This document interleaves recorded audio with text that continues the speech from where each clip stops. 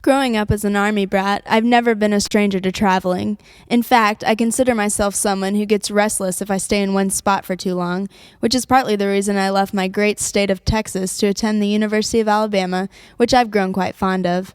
During my junior year of college, I decided to leap out of my comfort zone and go even farther away from home to study abroad, which turned out to be the best decision I've ever made in my life. I chose Italy as my destination, where I lived in Florence for 1 month, Rome for 3, and became a nomad for my last month before returning to my real life in America. During my semester abroad, I felt like I was living in a dream world, one where life wasn't meant to be rushed through, but enjoyed. For example, McDonald's, which serves as my indicator for a country's cultural practices, didn't open for business until 10 a.m. in Rome. Mind-blowing, I know. It also served alcohol, gelato, and had a million different coffee concoctions, but that's besides the point.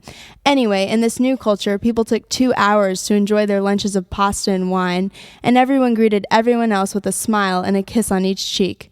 Internet wasn't really common, and neither were places that took credit cards. A lot of people got frustrated at that, but it made me appreciate the simplicity of life without being wired all the time. I found comfort in the inefficiency of everything. Nothing was ever rushed, and everyone always took their time. Add to that the beautiful scenery, architectural and artistic masterpieces, and the impeccable fashion that can be found anywhere in Italy, and the product was my nirvana. Sure, this way of life has its downsides, the major one being things don't get done, which is hard for Type A Americans to swallow. But Italians seem to have caught on to something.